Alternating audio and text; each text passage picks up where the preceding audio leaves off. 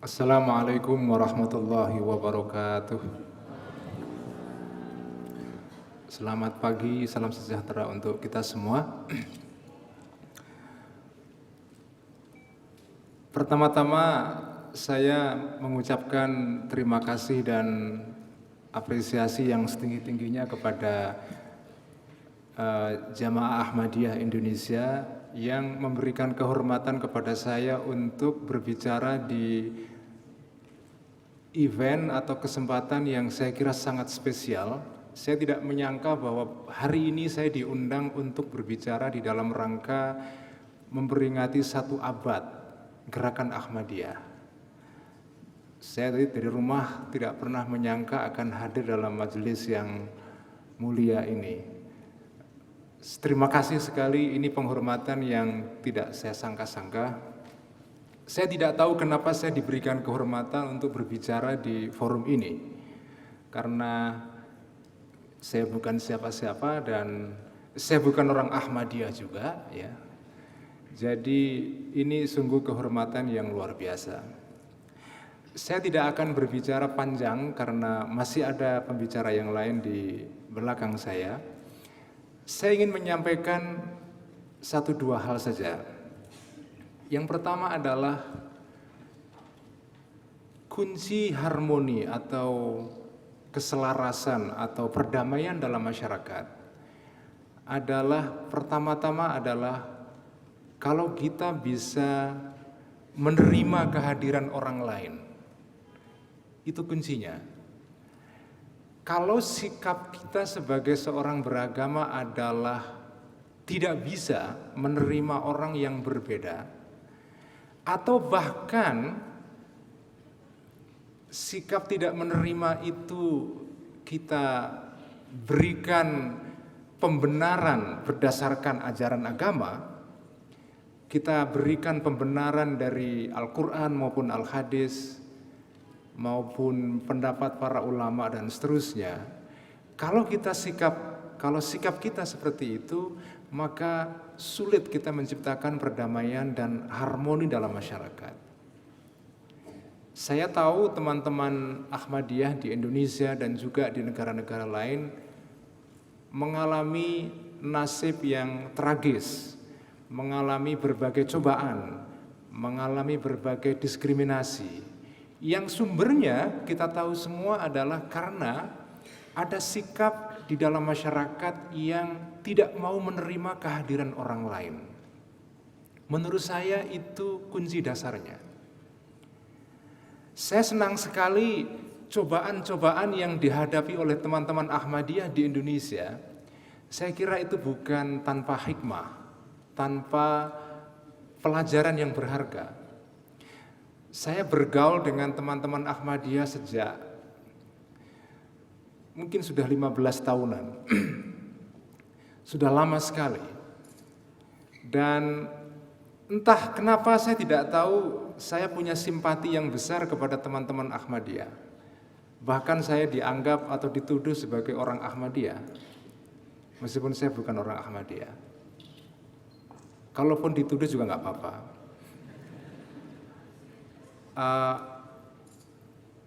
Saya ingin mengatakan bahwa cobaan-cobaan yang dihadapi oleh teman-teman Ahmadiyah itu hikmahnya cukup besar. Antara lain adalah, dan ini yang saya lihat secara langsung, secara personal karena pergaulan saya dengan tokoh-tokoh Ahmadiyah di Indonesia, Pak Abdul Basit, Pak Pontoh dan yang lain-lain. Ada hikmah yang besar, yaitu teman-teman Ahmadiyah membuka diri dan bergaul dengan banyak golongan, bergaul dengan banyak kalangan. Dan itu dibuktikan hari ini. Di dalam memperingati 100 tahun Ahmadiyah, Gerakan Ahmadiyah, JAI mengundang orang-orang dari berbagai latar belakang. Bahkan mengundang seorang Romo Katolik, Romo Magnis. Saya rasa gerakan-gerakan Islam yang lain mungkin tidak ada yang melakukan itu. Ini saya kira pertanda bahwa Ahmadiyah mampu membuka diri kepada golongan-golongan yang berbeda. Dan itu semua menurut saya karena pelajaran yang mungkin dipelajari, diambil oleh teman-teman Ahmadiyah karena berbagai cobaan yang mereka alami di Indonesia. Yang kedua yang ingin saya katakan adalah agar kita bisa sebagai muslim ya terutama, agar kita bisa menerima kehadiran orang lain, maka menurut saya konsepsi kita sebagai orang Islam tentang siapa yang disebut sebagai orang muslim itu penting sekali. Karena kalau kita punya konsepsi yang kurang tepat mengenai siapa yang disebut sebagai seorang muslim dan siapa yang tidak, maka itu bisa menimbulkan sikap-sikap intoleran di dalam masyarakat. Saya pernah menulis di dalam blog saya sendiri dan mungkin sebagian teman-teman di sini pernah membaca, saya mencoba untuk mendefinisikan kembali tentang siapa yang disebut sebagai seorang muslim. Dengan definisi ini saya mencoba semua kelompok dan semua golongan di dalam Islam bisa ditampung. Saya punya definisi mengenai siapa yang disebut sebagai muslim. Saya tahu definisi ini berbeda dengan definisi yang dipunyai oleh kebanyakan umat Islam di mana-mana. Definisi saya mengenai seorang muslim adalah sederhana, yang saya sebut sebagai definisi minimalis. Bagi saya, yang disebut sebagai seorang muslim adalah orang yang membaca syahadat. Titik. Siapapun yang membaca syahadat, dia menjadi muslim. Dia mau Ahmadiyah, mau Syiah, mau NU, mau Muhammadiyah. Ini ada Ahmadiyah dan Muhammadiyah ini sebetulnya teman. Namanya Ahmadiyah, Muhammadiyah kan. Nabi kita kan namanya Muhammad dan Ahmad. Mau Muhammadiyah, mau Ahmadiyah, mau siapapun, asal orang itu membaca syahadat, maka dia adalah muslim. Definisi minimalis ini penting karena sekarang ini kita menyaksikan kelompok-kelompok dalam Islam yang mencoba untuk membuat definisi yang maksimal mengenai Islam. Yang disebut sebagai seorang muslim adalah bukan saja dia yang sudah mengucapkan kalimat syahadat, menyelenggarakan salat, puasa, haji, dan membayar zakat. Tapi ada tambahan-tambahan lain yang banyak sekali. Ada appendix yang luar biasa banyak. Dia harus bermazhab ini, bermazhab itu, berakidah ini, berakidah itu, dan seterusnya. Kalau dia tidak memenuhi kriteria-kriteria yang panjang itu, yang itu dibuat bukan atas dasar ajaran Islam yang orisinal.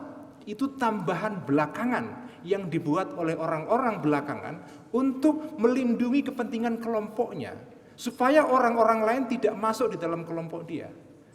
Sudah dari awal niatnya jelek.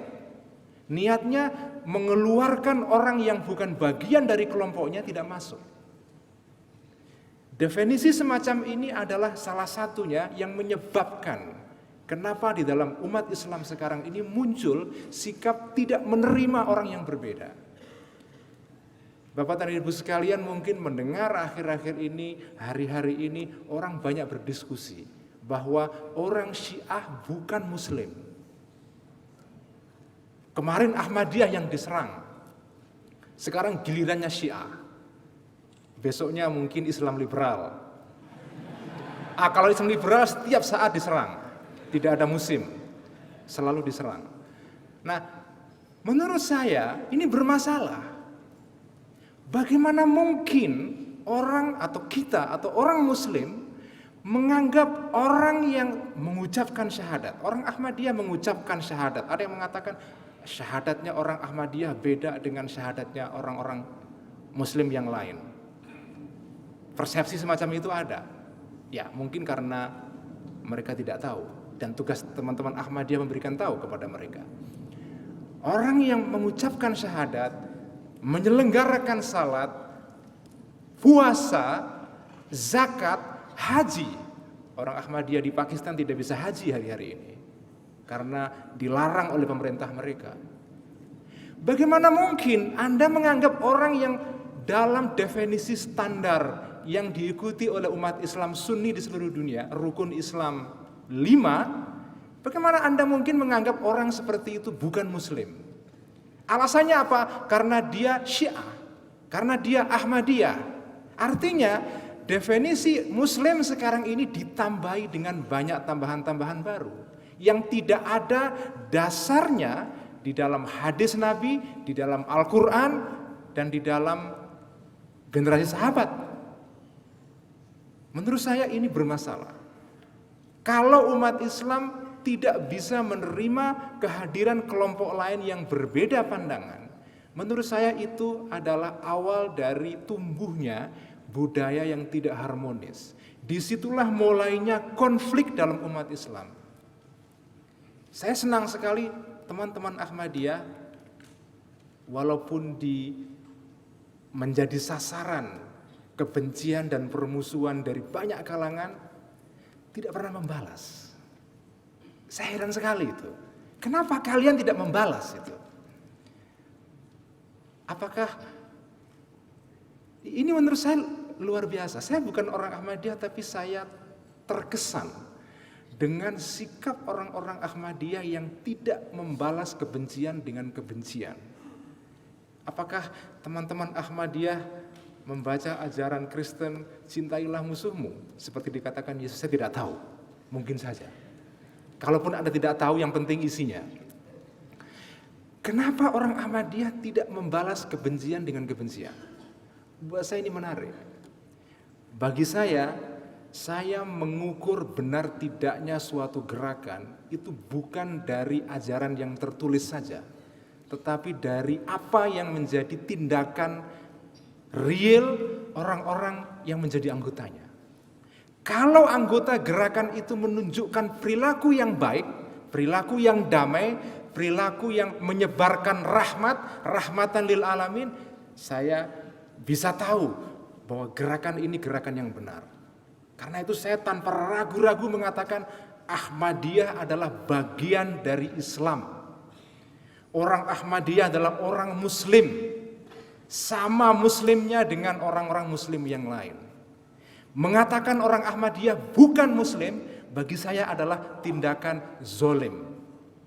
Pertama, karena definisi mengenai Islam yang diikuti oleh umat Islam sedunia sekarang ini, tidak ada suatu klausul yang bisa mengeluarkan orang Ahmadiyah dari definisi Islam. Apa coba? Enggak ada. Syahadat orang Islam bunyinya adalah asyhadu alla ilaha illallah wa asyhadu anna Muhammadan Rasulullah. Rasulullah Muhammad adalah Rasulullah, utusan Allah. Tidak ada dalam syahadat itu penegasan bahwa wa asyhadu anna Muhammadan khatamun nabiyyin, tidak ada. Tidak ada. Yang ada adalah wa asyhadu anna Muhammadan Rasulullah. Bukan wa asyhadu anna Muhammadan khatamun nabiyyin atau khatamul mursalin, tidak ada. Oleh karena itu, kalau seorang muslim mengeluarkan orang Ahmadiyah dari orang Islam, dari golongan orang Islam, hanya karena mereka punya pandangan yang berbeda mengenai kenabian, menurut saya sudah menyalahi definisi Islam seperti dikatakan oleh Nabi sendiri. Oleh karena itu saya yakin betul Ahmadiyah adalah bagian dari Islam, sah bagian dari Islam. Dan saya dimusuhi oleh banyak orang karena berpendapat seperti itu. Saya tidak disuruh oleh orang Ahmadiyah untuk mengatakan begini. Ini adalah hasil daripada ijtihad saya sendiri secara personal.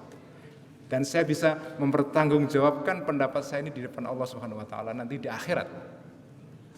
Jadi ini pendapat yang menurut saya lebih masuk akal, sesuai dengan hadis Nabi yang mengatakan umirtu an uqatilan nasa hatta yashhadu alla ilaha illallah wa anna Muhammadan abduhu wa rasuluh.